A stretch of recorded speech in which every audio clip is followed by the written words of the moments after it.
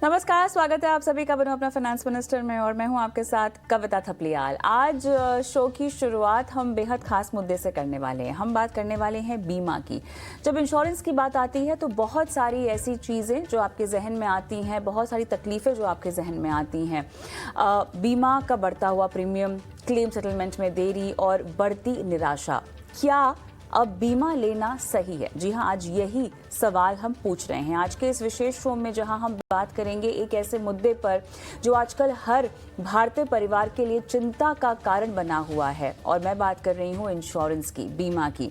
क्या आप भी उन लोगों में से हैं जो हर महीने महंगे प्रीमियम का भुगतान करते हैं, लेकिन फिर भी क्लेम के वक्त समस्याओं का सामना आपको करना पड़ता है?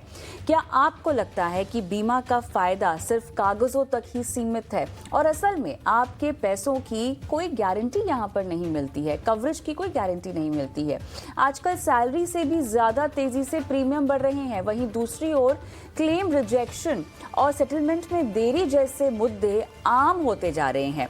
बीमा कंपनियां जो एक समय पर हमारी सुरक्षा की गारंटी हुआ करती थी, अब क्लेम प्रक्रिया में जटिलता और ध्यान ना देने के कारण लोगों के लिए एक बड़ा सिरदर्द बन चुकी है। सर्वे जो यहाँ पर आया है उसके मुताबिक 50% हेल्थ इंश्योरेंस पॉलिसीज जो हैं, होल्डर्स ने क्लेम में समस्याओं का सामना किया है। 19% अधिक क्लेम रिजेक्ट किए गए हैं। यहाँ पर ये आंकड़ा इस रिपोर्ट में जो है सामने आया है। रिपोर्ट की हाइलाइट्स भी हम स्क्रीन पर ग्राफिक्स के तौर पर पेश करेंगे। महंगे प्रीमियम की बात करें, महंगे प्रीमियम और 18% जीएसटी की वजह से लोग अब बीमा को लेकर हिचकिचा रहे हैं और सिर्फ कुछ ही पॉलिसी होल्डर्स को इसका सही लाभ मिल पा रहा है। तो आज हम इस पर गहरी चर्चा करेंगे और जानेंगे कि क्या लोग बीमा से कन्नी काटते जा रहे हैं, क्या बीमा कंपनियों के लिए अपनी प्रक्रियाओं को सुधारने का समय आ गया है, और सबसे महत्वपूर्ण सवाल, क्या अब बीमा लेना सच में किसी काम का है भी या नहीं? खास मेहमान जो हमारे साथ जुड़ गए हैं, जिनके सामने हम ये सवाल रखेंगे। अर्नब पंड्या फाउंडर है मनी एडू स्कूल के, एमएन शर्मा पूर्व CMD United India Insurance, Mahavir Chopra founder बेशक.org इंश्योरेंस। आप सभी का स्वागत है इस खास पेशकश में। महावीर, आपके पास आऊंगी। लगातार आप ही से बात होती रहती है इन सब मुद्दों पर, और अब माहौल ऐसा हो गया है ना महावीर, कि क्या आपको लगता है कि बढ़ते प्रीमियम और जटिल क्लेम प्रक्रिया के कारण लोग बीमा से दूर होना चाह रहे हैं? कोविड के बाद हमने एक ऐसा वक्त देखा था महावीर, जहां पे जागरूकता चरम सीमा पे पहुंच गई थी। डिजिटली लोगों ने जो है हाथों हाथ लाइफ इंश्योरेंस, हेल्थ इंश्योरेंस के अपने कवर्स अगर नहीं है तो लेने शुरू कर दिए थे, अगर हैं तो बढ़ाने शुरू कर दिए थे। लेकिन अब जिस तरीके से बीमा कंपनियां इनको डील कर रही है ना, बहुत डिसअपॉइंटमेंट, बहुत निराशा लोगों के हाथ में आ रही है। बीमा कंपनियां सही तरीके से काम कर ही नहीं पा रही है। क्या ये बोलना गलत होगा आज के सूरत हाल को देखते हुए महावीर? आपको ये टॉपिक चूज करना के लिए आपको मैं बधाई देना चाहता हूं, क्योंकि आई थिंक बहुत ही इंपॉर्टेंट टॉपिक है। कस्टमर पिस रहा है बेसिकली। एक साइड पे हॉस्पिटल के बिल्स, जैसे हम सब जानते हैं, बहुत ही ज्यादा महंगे हो गए। दूसरी साइड पे हेल्थ इंश्योरेंस पे भी लोगों को डाउट आ रहा है, ट्रस्ट डेफिसिट का इश्यू आ रहा है कि लोगों को ट्रस्ट नहीं कर पा रहे, क्योंकि लोग एवरी डे सोशल मीडिया पे या कहीं पे तो लोगों से बात करते हैं तो पता चल रहा है कि क्लेम्स नहीं मिल रहे लोगों को या बहुत ज्यादा पैसा कट रहा है। तो आपकी जो ये बात है वो सही है कि लोगों के जहन में हेल्थ इंश्योरेंस स्पेसिफिकली के लिए काफी डर पैदा हो गया है कि मैं इतना पैसा पे करूं, हर साल मेरे प्रीमियम्स बढ़ रहे हैं, क्या मुझे जब क्लेम आएगा तब मुझे मदद मिलेगी कि नहीं मिलेगी? तो ये प्रॉब्लम तो बहुत बड़ा है ऑनेस्टली। आप हम पूरा दिन बात कर सकते हैं इसके ऊपर, बट अगर हम इस प्रॉब्लम को दो पार्ट में बांटे कि क्या एग्जैक्टली इश्यूज है, तो एक इशू डेफिनेटली है कि इंश्योरेंस कंपनीज काफी स्ट्रिक्ट हो गई है, काफी रिगरस हो गई है अपने क्लेम्स पे करने के लिए। जब आप इंश्योरेंस कंपनी से बात करते हैं तो वो ये बोलते हैं कि वो हॉस्पिटल के बढ़ते हुए खर्चों से परेशान है, बट उसमें कस्टमर का कहीं पे भी प्रॉब्लम नहीं, क्योंकि कस्टमर तो अपनी प्रीमियम्स पे कर रहा है। ऑन दी अदर हैंड जो ये दिखाई दिया जा रहा है कि कस्टमर के लिए जब हम बात कर रहे हैं तो वो हमेशा से प्रीमियम इतना बड़ा पे करने के बावजूद उनको ये हमेशा एक टेंस सिचुएशन रहती है कि क्लेम के वक्त अगर बड़ा क्लेम आया, क्या इंश्योरेंस कंपनी पे करेगी कि नहीं करेगी? तो यस, ये काफी बड़ा इशू है और इसको सॉल्व करना इतना आसान नहीं है। इसका तो दूसरा पहलू है जो मैं बताना चाहता हूं, उससे ही सॉल्व हो सकता है कि आप राइट तरीके से पॉलिसी खरीदें, वो कैसे खरीदे उसके बारे में हम ऑब्वियसली आगे बात कर सकते हैं, और राइट पर्सन से पॉलिसी खरीदे जो आपको राइट गाइडेंस दे सके। तो ये ही तरीका है इसको सॉल्व करने के लिए। तो ये दो पार्ट में मैं डिवाइड करूंगा। एक तो जो सच्चाई है कि यस आप जो बोल रहे हो वो राइट है कि करंटली बहुत बड़ा इशू है मार्केट में और बहुत ज्यादा बातें हो रही है इसके ऊपर। मैं तो इंश्योरेंस इंडस्ट्री के लोगों से भी सुन रहा हूँ कि उनके क्लेम्स में भी इश्यूज आ रहे हैं, राइट। और दूसरी साइड पे इसका सोल्यूशन है, बट वो सोल्यूशन आसान नहीं है, उसके बारे में डेफिनेटली हम बात करेंगे। बिल्कुल, हर पहलू पर मेरे ख्याल से हम जाएंगे। और देखिए, रेगुलेटर भी यहाँ पर मुस्तैदी से बहुत सारी चीज़ें, बहुत सारी अड़चनों को दूर करने की कोशिश कर ही रहा है। रोज़ कोई ना कोई बदलाव यहाँ पर पॉलिसी होल्डर के हितों में आता हुआ हम देखते हैं, लेकिन उसके बावजूद भी बहुत परेशानियाँ हैं अगर आप ज़मीनी लेवल पर जाकर देखें।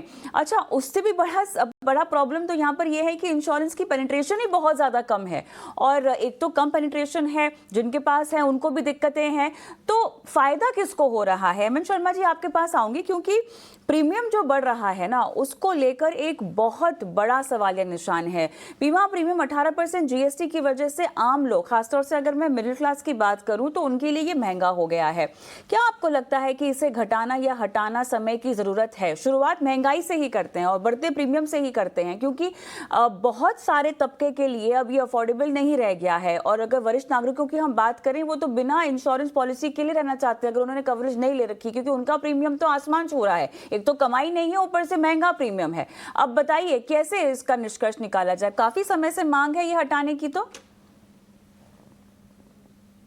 कहा वो बहुत सच बात है कि जीएसटी के कारण ऑलरेडी बढ़ा हुआ प्रीमियम्स में 18% और बढ़कर लोगों को बहुत परेशान हो रहे हैं।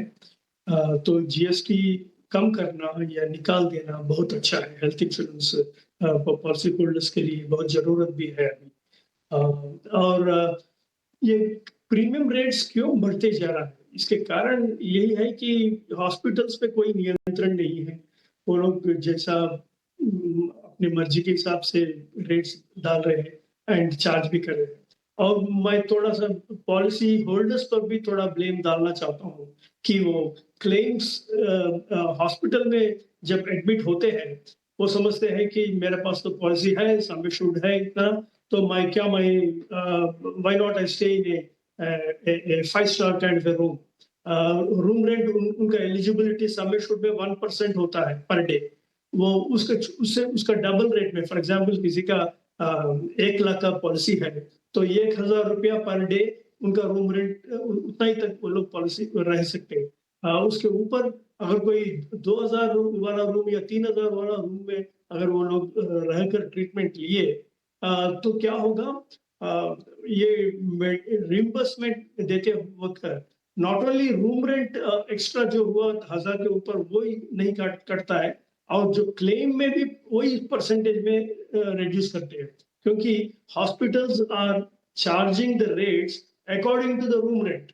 अगर 1,000 रुपया रूम रेंट के हिसाब से कोई सर्जरी के लिए 1 लाख रुपया चार्ज कर रहे हैं, अगर कोई 2,000 रुपये का रूम में रहा, तो वो 1 लाख रुपया वाला ट्रीटमेंट 2 लाख हो जाएगा या कम से कम 1.5 लाख हो जाएगा। तो वो एक्स्ट्रा कॉस्ट भी इंश्योरेंस कंपनी रिजेक्ट करती है।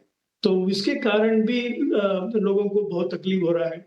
और मेन कारण यह है कि हॉस्पिटल्स रेट्स पे सम एश्योर्ड के हिसाब से ट्रीटमेंट करना, सम एश्योर्ड के हिसाब से पॉलिसी होल्डर्स को से पैसा लेना, वैसे करने से लोगों को इंश्योरेंस कंपनीज को लॉस भी हो रहा है, और उसके कारण फॉलोइंग ईयर में, उसका नेक्स्ट ईयर में प्रीमियम रेट्स भी बढ़ता जा रहा है year on year. So government of India, if they can reduce the GST or remove the GST, it will be helpful. और साथ ही साथ अगर मेडिकल सर्विसेज का कोई रेगुलेशन कर पाए, रेगुलेट करके वो रेट्स चार्जिंग में, ट्रीटमेंट प्रोटोकॉल्स में अगर कोई रेगुलेटर हो, तो थिंग्स और इम्प्रूव हो सकता है। ये एक पहलू जहां पर आपने अपनी राय रखी। अर्णव जी, क्लेम में देरी और रिजेक्शन की समस्या अब आम होती हुई दिखाई दे रही है। क्या आपको लगता है कि बीमा कंपनियों को अपनी प्रक्रिया में सुधार करने की जरूरत है? क्या इसके लिए किसी प्रकार की सख्त कानून की हमें जरूरत है? कानून तो खैर है ही हमारे पास, रेगुलेटर की निगाह भी है। क्या किसी भी तरह की हम दरकार कर सकते हैं कि कोई कार्रवाई की जाए? क्या इसकी रेगुलेटर को आगे बढ़कर इंश्योरेंस कंपनियों के पास जाकर दरकार करनी चाहिए कि अगर आप नहीं करेंगे तो आपके अगेंस्ट कार्रवाई की जाएगी? कैसा होना चाहिए? देखिए, अगर आप ओवरऑल कानून देखें या रूल्स एंड रेगुलेशंस देखें, तो उसमें तो सब कुछ लिखा हुआ है कि आपको इतने दिन में सर्विस करना है, इतने दिन में आपको क्लेम पे एक्शन देना है, वो सब है। लेकिन जब हम प्रैक्टिकल चीज पे आते हैं, तो उसमें क्या होता है कि जब आप क्लेम का पूरा प्रोसेस करते हैं, तो एज अ कंज्यूमर, फिर एक बार क्लेम वहां पर जाने के बाद जब इंश्योरेंस कंपनी देखती है, तब इन मेनी केसेस वो एडिशनल इंफॉर्मेशन की मांग करते हैं, एडिशनल डिटेल्स की मांग करते हैं, तो वो आपको वापस लाना पड़ता है, वो सबमिट करना पड़ता है। तो ये सब जो प्रक्रिया चलती है, उसमें बहुत देरी होती है। और दूसरी बात ये है कि ये सब हटाने के लिए सरकार ने तो ये भी पहले एम्फसिस दिया रेगुलेटर ने कि आप कैशलेस की तरफ जाइए।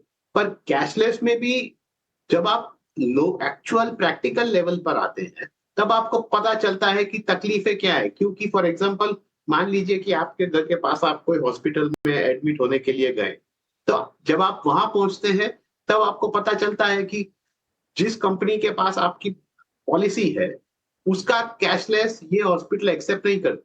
तो वहां पर आपको पहले एक्सपेंस करने के बाद कैशलेस क्लेम लेना पड़ता है। तो ये सब जो चीजें हैं, और इसी दौरान आपको ये भी पता चलता है कि कई हॉस्पिटलों के साथ ये इंश्योरेंस कंपनी अपना जो कैशलेस का प्रोसीजर है, वो कट कर देते हैं, क्योंकि उन्हें बिलिंग्स में प्रॉब्लम होती है। तो ये सभी में जो एक्चुअल ग्राहक है, उसको तकलीफ होती है। अब इसमें एक बहुत जरूरी चीज ये होनी चाहिए, क्योंकि देखिए, जब आप क्लेम करने जाते हैं एज अ कंज्यूमर, तब आपके पास इतने सारे पेपर्स, डॉक्यूमेंट्स ये होते हैं, तो वहां पर अगर इंश्योरेंस कंपनीज और clarity they in terms of कि आपको क्या करना है, वहां अगर आपको मदद मिल जाए, तो उससे ये प्रक्रिया थोड़ी आसान हो सकती है।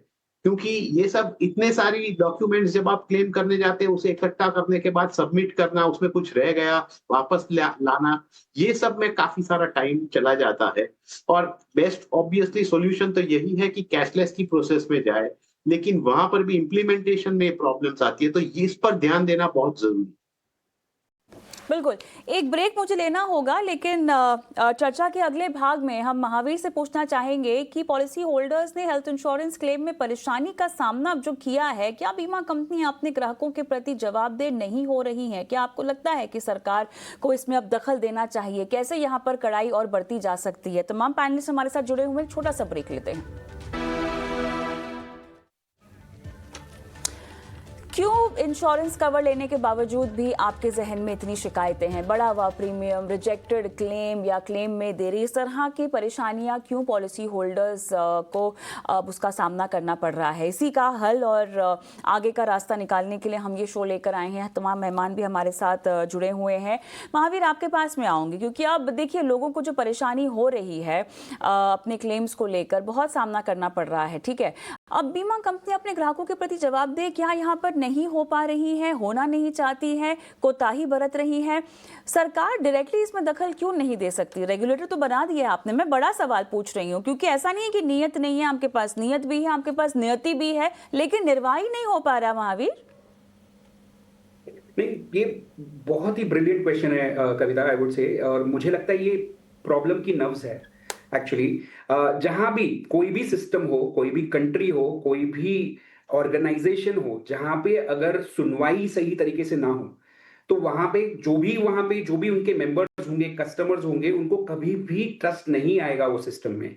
और ये मुझे कहते हुए थोड़ा अच्छा नहीं लग रहा है, बट ग्रीवेंस सिस्टम इंश्योरेंस का काफी वीक है करंटली। अगर मैं बोलूं कि कोई कस्टमर फंस गया है कोई पॉलिसी में, या कस्टमर को क्लेम के वक्त प्रॉब्लम आ रही है, तो वो एक दो जगह जा सकता है। उसके बाद बहुत बड़े बड़े स्टेप्स लेने पड़ते हैं।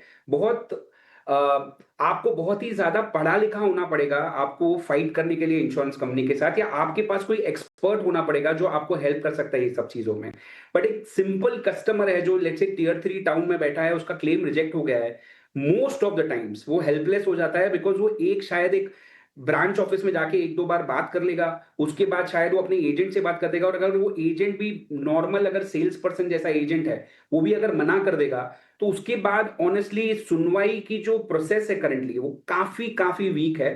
और ग्रीवेंस प्रोसेस जिसको सुनवाई मैं बोल रहा हूँ, वो उसको स्ट्रेंथन करना सबसे बड़ा अभी इंपॉर्टेंट चीज है सॉल्व करना, अगर हमको इंश्योरेंस को सॉल्व करना है, और कस्टमर की जो ये गिरती हुई ट्रस्ट इश्यूज है अगर उसको सॉल्व करना है, तो इसको सॉल्व करना बहुत इंपॉर्टेंट है। जैसे आपने राइटली कहा कि रेगुलेशन कितने भी बन जाए, इंटेंट कितने भी अच्छे हो, बट अगर एनफोर्समेंट सही नहीं है, और अगर बैड एक्टर्स को अगर राइट तरीके से मतलब उनको अगर नतीजा नहीं आ रहा है उनके ऊपर, और कोई भी सोल्यूशन नहीं क्रिएट हो रहा है, और उनके ऊपर कोई बड़ी पेनल्टीज नहीं लग रही है, और रेगुलरली अगर इसके ऊपर कोई एक्शन नहीं लिया जा रहा है, तो ये प्रॉब्लम कभी भी सॉल्व होने वाला नहीं है। तो I totally agree with you कि ग्रीवेंस को सॉल्व करना, स्ट्रेंथन करना, सारी जो ट्रैकेबिलिटी है उसको सॉल्व करना, और कस्टमर को फाइनली आंसर मिलना, वो बहुत इंपॉर्टेंट है। कस्टमर को आज क्या क्या करना पड़ रहा है, सोशल मीडिया पे जाके वायरल करना पड़ रहा है अपना पोस्ट को, तो उसको जवाब मिल रहा है। कस्टमर को सीईओ का ईमेल एड्रेस ढूंढना पड़ रहा है, उस पर लिखना पड़ रहा है, तब उसको जवाब मिल रहा है। ये सब करने की जरूरत नहीं होनी चाहिए कस्टमर के लिए। तो I think you have got the right problem in the problem, जो ये है कि ग्रीवेंस सॉल्व करना बहुत ही ज्यादा इंपॉर्टेंट है। बिल्कुल। और ये समस्याएं तो तब है जब आपको एक्सपीरियंस मिल जाता है निराशा का, जब आप डिसअपॉइंट हो जाते हैं उस कॉन्ट्रैक्ट में आने के बाद। लेकिन शर्मा सर, बीमा कंपनियों द्वारा पेश की जा रही पॉलिसी में पारदर्शिता की अगर मैं बात करूं तो उसमें कितना अभाव है, क्योंकि लोगों को उसमें भी दिक्कत हो रही है। क्या इसके कारण लोग बीमा लेने से हिचकिचा रहे हैं? क्योंकि अक्सर देखा भी यही जाता है, क्योंकि लोगों को पॉलिसी ही समझ में नहीं आती है कितनी बार। कई बार तो देखिए लोग हड़बड़ाहट में ले लेते हैं, जल्दबाजी में, क्योंकि अगर ओल्ड टैक्स रिजीम में है तो भैया फायदा उठा रहा है, ये करना है वो करना है, और सेल्स वालों के टारगेट होते हैं तो वो चिपका देते हैं आपको। लेकिन कई समय ये पाया गया है कि लोगों को समझ ही नहीं आता है, स्पष्टता ही नहीं होती है, पारदर्शिता भी नहीं लगती है लोगों को जो प्रोडक्ट उनको ऑफर किया जा रहा है। तो ये क्या गैप है शर्मा जी जिसका हम बात कर रहे हैं? मैं इस बात को नहीं मानता हूँ, इसलिए कि पॉलिसी वर्डिंग सब कुछ पॉलिसी कवरेज के बारे में पॉलिसी वर्डिंग में लिखा हुआ रहता है। वो साधारण सिंपल लैंग्वेज इंग्लिश में, नॉर्मल लैंग्वेज में लिखा हुआ रहता है। अगर किसी को हिंदी वर्जन में चाहिए तो पॉलिसी हिंदी वर्जन में भी दे सकते हैं। लेकिन सर ये लैंग्वेज को भी हल्का करने को लेकर रेगुलेटर की तरफ से बहुत जोर दिया गया है महावीर, यहाँ पर जटिल भाषा को भी हल्का करने की बात कही गई है। अगर मुझे जवाब देना है इसका, तो मैं टोटली डिसएग्री करता हूँ इसको। मैं लास्ट 5 साल से एक कंपनी चला रहा हूँ जो सिर्फ पॉलिसी वर्डिंग पढ़ने के लिए हमने कंपनी बनाई है जी, और बिल्कुल। ये बहुत कॉन्फिडेंटली कह सकता हूँ कि पॉलिसी वर्डिंग बहुत ही कॉम्प्लिकेटेड है इंश्योरेंस कंपनीज की। और हमको पढ़ने के लिए, जो हम 15 साल 20 साल से प्रैक्टिशनर्स हैं इंश्योरेंस इंडस्ट्री में, उनको पकड़ने के लिए हमको तकलीफ आ रही है। एक साधारण कस्टमर के लिए तो बहुत ही मुश्किल है, बहुत ही मुश्किल है करंटली। वर्णव जी, अब कोई किसी लॉयर के पास तो जी, शर्मा जी आप कुछ कह रहे थे? नहीं, मैं ये नहीं मानता कि पॉलिसी वर्डिंग्स बहुत मुश्किल है, ऐसा नहीं। Policy wordings health insurance particularly simpler language में ही है, because but it's a contract होने के कारण तो थोड़ा सा legal word here and there होता है, तो उसको इससे पढ़ के सिंपलर तो नहीं कर पाएंगे, कोई भी नहीं कर पाएगा। लेकिन उसको थोड़ा पढ़ने का कोशिश तो लोग करना है। अब बहुत से लोग पॉलिसी पढ़ने का इंटरेस्ट ही नहीं लेते हैं। They don't take interest in reading the policy wordings. Sir इसलिए नहीं लेते क्योंकि इतनी बड़ी किताब कौन पढ़ेगा?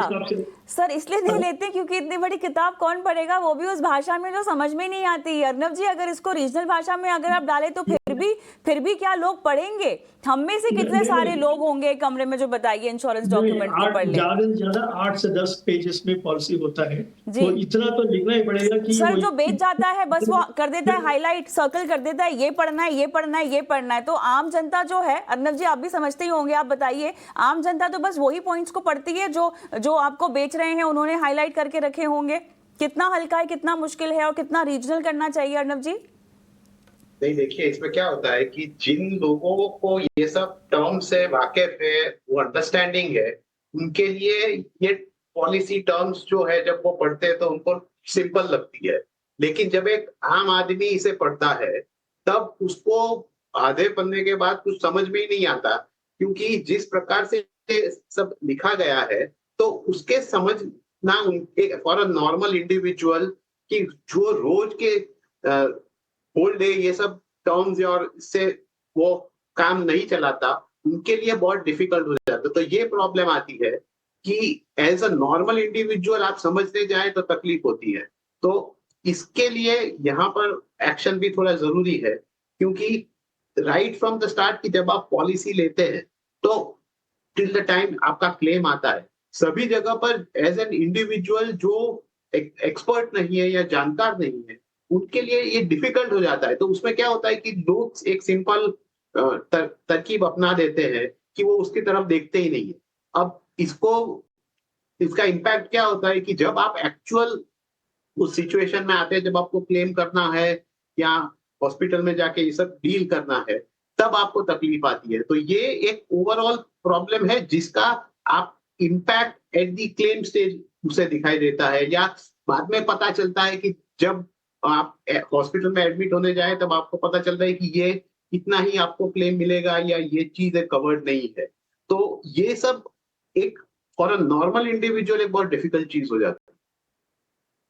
चलिए, तो मेरे ख्याल से ऐसी बहुत सारी चीजें हैं जहां पर बदलाव लाने की जरूरत है। हम और आप जितनी भी चर्चा करना चाहें, समय बस कम पड़ेगा, लेकिन हमारे सवाल नहीं खत्म होंगे। और जितना हो सके एक बीच का रास्ता निकालने की कोशिश करनी चाहिए। रेगुलेटर की सराहना भी करना चाहिए, क्योंकि वो लगातार बदलाव लाने की कोशिश कर भी रहे हैं, सभी स्टेक होल्डर्स को एक पन्ने पर लाकर काम कराने की कोशिश भी कर रहे हैं। लेकिन उसके बावजूद भी निराशा का जो पूरा माहौल है, भले लाइफ इंश्योरेंस की हम बात करें, हेल्थ इंश्योरेंस की बात करें, हेल्थ इंश्योरेंस में तो खासतौर से बहुत ज्यादा निराशा है और बहुत ज्यादा शिकायतें भी हैं। उम्मीद करते हैं कि अगली बार जब हम सब वापस से मिले तो हम बदलावों की बात करें, और जो बदलाव अच्छाई की ओर लेकर जा रहे हो इस सेक्टर को, उस पर बात करें, उसके बारे में बात करें। बहुत बहुत धन्यवाद आप तीनों का इस खास पेशकश में शिरकत करने के लिए, और मुझे भी आज के इस खास एपिसोड में इजाजत दें। लेकिन हाँ, आप भी अगर अपने लिए इंश्योरेंस पॉलिसी खरीद रहे हैं, डॉक्यूमेंट्स ध्यान से पढ़िए, कितनी कवरेज है ध्यान से पढ़िए, क्लेम रिजेक्ट ना हो, इस बात का ख्याल तभी ही रखिए जब आप पॉलिसी ले रहे हो। दीजिए इजाजत, नमस्कार।